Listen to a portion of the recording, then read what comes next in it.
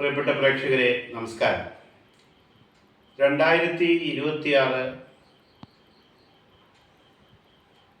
ഈ വരുന്ന ഏപ്രിലോ അല്ലെങ്കിൽ മെയ് മാസത്തിലോ നടക്കേണ്ട നിയമസഭാ തെരഞ്ഞെടുപ്പ് സംബന്ധിച്ച ഇലക്ഷൻ കമ്മീഷൻ്റെ പ്രഖ്യാപനം, ഇലക്ഷൻ നോട്ടിഫിക്കേഷൻ ഒരുപക്ഷെ മാർച്ച് മാസം ആദ്യവാരത്തിൽ തന്നെ പുറത്തു വന്നേക്കും എന്നാണ് അറിയുന്നത്. ഈ സന്ദർഭത്തിൽ കഴിഞ്ഞ നിയമസഭാ തെരഞ്ഞെടുപ്പ് കാലത്ത് 2021 ഫെബ്രുവരി മാസത്തിൽ തെരഞ്ഞെടുപ്പ് ഫലം പ്രവചിച്ചപ്പോൾ വിജയിക്കുന്ന മുന്നണിയെക്കുറിച്ച് കൃത്യമായ സൂചനകൾ സീറ്റുകളുടെ കാര്യത്തിൽ വ്യത്യാസമുണ്ടെങ്കിലും നൽകാൻ കഴിഞ്ഞ ലോക് പോളിൻ്റെ രണ്ടാം ഘട്ട സർവേ സജീവമായി സാമൂഹ്യ മാധ്യമങ്ങളിലും ദൃശ്യമാധ്യമങ്ങളിലും ചർച്ച ചെയ്യപ്പെടുന്നുണ്ട്. അതിൻ്റെ പ്രസക്തി എന്ന് പറയുന്നത്, അവർ കഴിഞ്ഞ തവണ തെരഞ്ഞെടുപ്പ് ഫലം ഇതേ കാലഘട്ടത്തിൽ പ്രവചിക്കുമ്പോൾ, 2021 പ്രവചിക്കുമ്പോൾ അവർ 75 സീറ്റുകൾ വരെ LDF വിജയിക്കുമെന്ന് അന്ന് പ്രവചിച്ചിരുന്നു.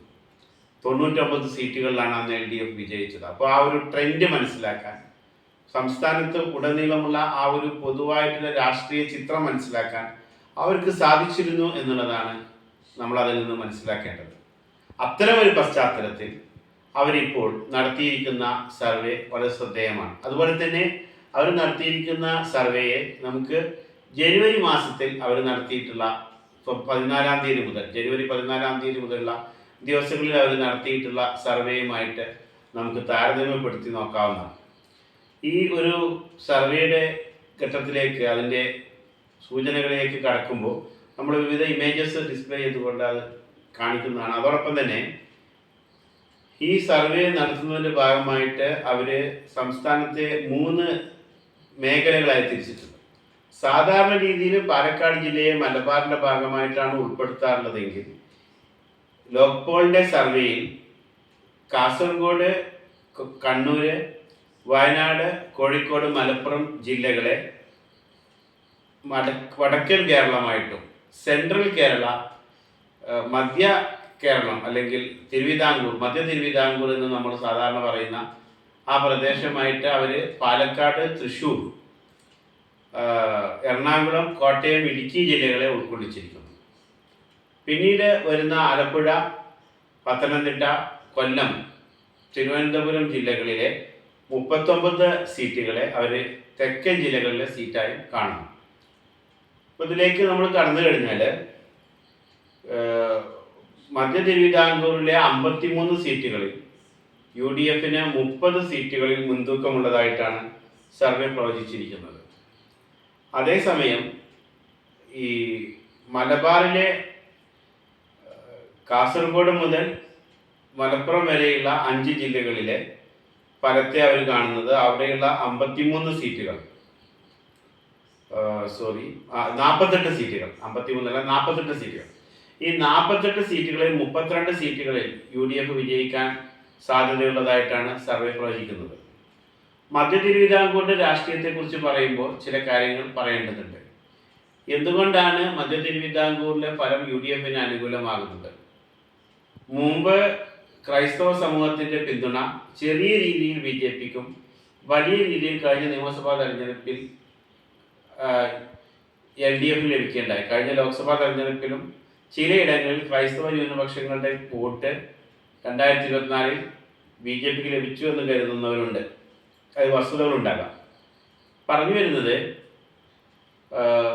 ഈ വന്യജീവികളുടെ ആക്രമണത്തിൽ നിന്നും മനുഷ്യജീവനെ സംരക്ഷിക്കുന്നതിൽ സർക്കാർ കാണിക്കുന്ന ഉദാസീനത, അല്ലെങ്കിൽ അത് കഴിയാതെ വരുമ്പോൾ അങ്ങനെ ഒരു ensuring safety of life of people from wild animals, അതിന് കഴിയാതെ വരുമ്പോൾ അവർ കേന്ദ്ര സർക്കാരിനെ, സംസ്ഥാന സർക്കാർ കുറ്റപ്പെടുത്തുന്നതല്ലാതെ കാര്യമായി അതിനൊന്നും ചെയ്യാൻ സംസ്ഥാന സർക്കാരിന് കഴിയാത്തതിൽ വലിയ അതൃപ്തി മധ്യ തിരുവിതാംകൂറിലെ ജനവിഭാഗങ്ങൾക്കുണ്ട്. മധ്യ തിരുവിതാംകൂറിലെ പ്രബല സമുദായമായ, മതവിഭാഗമായ ക്രൈസ്തവ സമൂഹത്തിലെ വിവിധ സഭകൾ UDFുമായി പല രീതിയിലും ചർച്ചകൾ നടത്തുകയും അങ്ങനെ അധികാരത്തിൽ വരാൻ പോകുന്ന ഒരു മുന്നണിയെ പിന്തുണയ്ക്കുക എന്നുള്ള ഒരു തലത്തിലേക്ക് ക്രൈസ്തവർക്കിടയിലെ വിവിധ സഭകൾ തീരുമാനം എടുക്കുകയും ചെയ്തു എന്നുള്ള രീതിയിലാണ് സൂചനകൾ. അപ്പോൾ രണ്ട് കാര്യങ്ങൾ, ഒന്ന് ഈ ഹ്യൂമൻ ആനിമൽ കോൺഫ്ലിക്റ്റ്, രണ്ട് സഭകളുടെ നിലപാട്. മറ്റൊരു പ്രധാനപ്പെട്ട ഘടകം ഇടതുപക്ഷ ജനാധിപത്യ മുന്നണിയുടെ പ്രധാന ഘടകകക്ഷിയായ ജോസ് കെ മാണി വിഭാഗത്തിലെ അനൈക്യം. റോഷി അഗസ്റ്റിനും ജോസ് കെ മാണിയും തമ്മിലുള്ള അനൈക്യം, അവർ യോജിച്ച് മുന്നേറാൻ കഴിയാത്ത ഒരു സാഹചര്യം. സി വി വർഗീസിന്റെ പ്രസ്താവനയുടെ അടിസ്ഥാനത്തിൽ ഇടുക്കി CPM ജില്ലാ സെക്രട്ടറി സി വി വർഗീസിന്റെ പ്രസ്താവനയുടെ അടിസ്ഥാനത്തിൽ നമുക്ക് മനസ്സിലാക്കാൻ സാധിക്കുന്നത് ജോസ് കെ മാണി വിഭാഗം തീർച്ചയായിട്ടും UDF പോകുന്നതിന് വേണ്ടി ശ്രമം നടത്തി എന്നുള്ളത് തന്നെയാണ്. അതിനുവേണ്ടി ചില ക്രൈസ്തവ സഭകൾ വരെ ഇടപെടുകയും അവരുമായി VD സതീശൻ പ്രതിപക്ഷ നേതാവ് ചർച്ച നടത്തുകയും ചെയ്തു എന്നുള്ളതാണ് സൂക്ഷ്മമായി ഇത്തരം വിഷയങ്ങൾ പരിശോധിക്കുമ്പോൾ നമുക്ക് കാണാൻ സാധിക്കുന്നത്. മാത്രമല്ല, ഇടക്കാലത്ത് ഞാൻ ഈ ക്രൈസ്തവ വിഭാഗങ്ങളുമായി മധ്യ തിരുവിതാംകൂറിലെ ഇടുക്കി, പത്തനംതിട്ട പോലെയുള്ള മേഖലകളിലെ ക്രൈസ്തവ വിഭാഗങ്ങളുമായി വിവിധ ജോസ് കെ മാണി വിഭാഗത്തിലെയും ജോസഫ് വിഭാഗത്തിലെയും കേരള കോൺഗ്രസുകളിലെ വിവിധ നേതാക്കളും പ്രവർത്തകരുമായി ഞാൻ ബന്ധപ്പെടുകയുണ്ട്. അപ്പോൾ എനിക്ക് മനസ്സിലായത്, ഈ പാർട്ടികൾക്കിടയിൽ ജോസഫ് വിഭാഗവും കോൺഗ്രസിനുമിടെ, അല്ലെങ്കിൽ ജോസ് കെ മാണി വിഭാഗവും CPI അല്ലെങ്കിൽ CPM വേണ്ടത്ര ഒരു മ്യൂച്വൽ ട്രസ്റ്റ് ഇല്ല എന്നുള്ളതാണ്. മാത്രമല്ല, ഈ വിവിധ കേരള കോൺഗ്രസ് വിഭാഗങ്ങൾക്കിടയിലെ നേതാക്കൾക്കിടയിലും മ്യൂച്വൽ ട്രസ്റ്റ് ഇല്ല എന്നുള്ളതാണ്. ഇപ്പോൾ റോഷി അഗസ്റ്റിൻ കരുതുന്നുണ്ട് അദ്ദേഹത്തിന്റെ പാർട്ടിയിൽ നിന്ന് തന്നെ കഴിഞ്ഞ തവണ പലരും പരാജയപ്പെടുത്താൻ ശ്രമിച്ചു 2021. അങ്ങനെ ആണ് കാര്യങ്ങൾ. അപ്പോൾ പിന്നെ വിവിധ സീറ്റുകളെ സംബന്ധിച്ചുള്ള തർക്കങ്ങൾ നിലനിൽക്കുന്നു. അപ്പോൾ 13 സീറ്റുകളാണ് ജോസ് കെ മാണി വിഭാഗം ആവശ്യപ്പെടുന്നത്. അത്തരം കാര്യങ്ങളിലൊക്കെ എത്രമാത്രം ഈ ജോസ് കെ മാണി വിഭാഗത്തെ തൃപ്തിപ്പെടുത്താൻ കഴിയും എന്നുള്ളത് വളരെ പ്രധാനമാണ്. ഇപ്പോൾ പ്രമോദ് നാരായണനും അതുപോലെ തന്നെ റോഷി അഗസ്റ്റിനും അതുപോലെ ഉള്ള കേരള കോൺഗ്രസിൻ്റെ ജോബ് മൈക്കിൾ പോലെയുള്ള നിലവിലുള്ള അവരുടെ ജനപ്രതിനിധികൾക്ക് പോലും ഈ നിയമസഭാ തെരഞ്ഞെടുപ്പിൽ അവരുടെ സിറ്റിംഗ് സീറ്റുകളിൽ മത്സരിച്ച് വിജയിക്കാൻ കഴിയുമെന്നുള്ള ഒരു സാഹചര്യമല്ല അവിടെയുള്ളത്. അപ്പോൾ മധ്യ തിരുവിതാംകൂറിലെ കർഷകർക്കിടയിൽ വലിയ അതൃപ്തിയുണ്ട്. അതുപോലെ തന്നെ മധ്യ തിരുവിതാംകൂറിൻ്റെ ഭാഗമായിട്ടുള്ള തീരപ്രദേശങ്ങളിലെ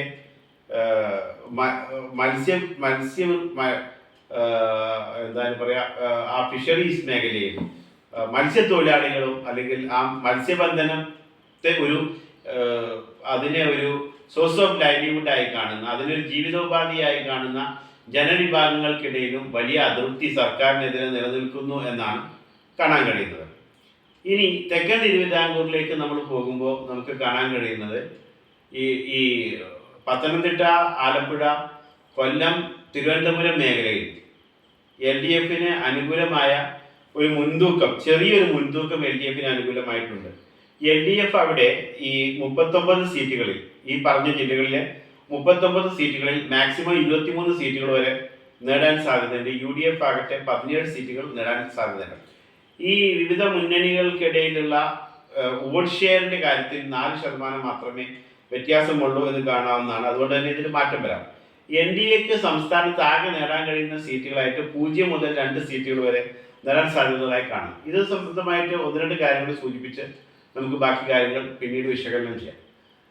അതിൽ ഒരു പ്രധാനപ്പെട്ട കാര്യം, പേഴ്സണലി ഞാൻ കരുതുന്നത്, മലബാറിൻ്റെ ഒരു പുതിയ രാഷ്ട്രീയ സാഹചര്യത്തിൽ, പ്രത്യേകിച്ചും കാസർഗോഡ് ജില്ലയിലെ മഞ്ചേശ്വരം മണ്ഡലത്തിൽ ഇടതുപക്ഷത്തിന്റെ ഭാഗമായി നിന്നിരുന്ന ചില ആളുകൾക്ക് അവർ ഇതുവരെ തെരഞ്ഞെടുപ്പുകളിൽ പുലർത്തി പോന്നിരുന്ന ഒരു സമീപനം ഈ തെരഞ്ഞെടുപ്പിൽ പുലർത്താൻ സാധിക്കുകയില്ല എന്നുള്ളതാണ്.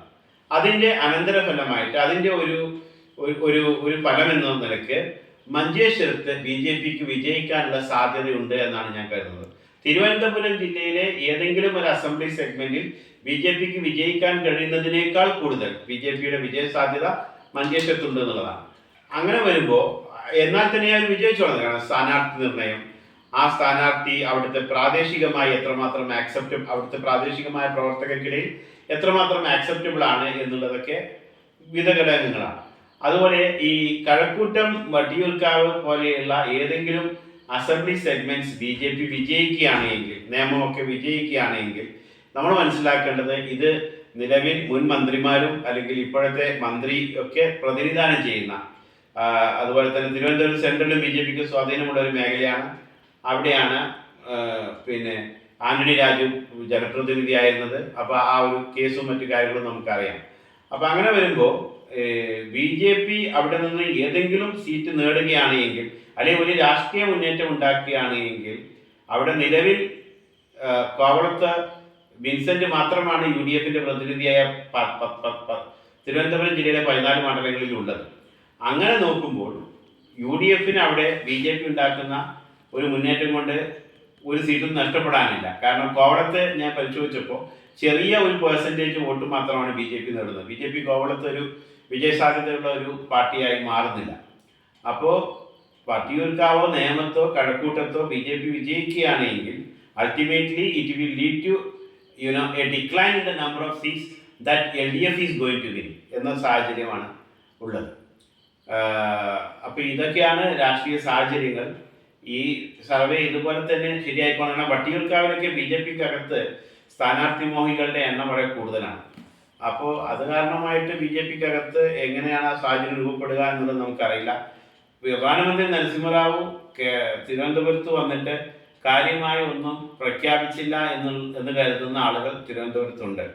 അപ്പോൾ ഇത്തരം രാഷ്ട്രീയ സാഹചര്യങ്ങളെ നമുക്ക് ഇനിയും പിന്നീട് കൂടുതൽ വിശദമായി വിശകലനം ചെയ്യാം. നന്ദി, നമസ്കാരം.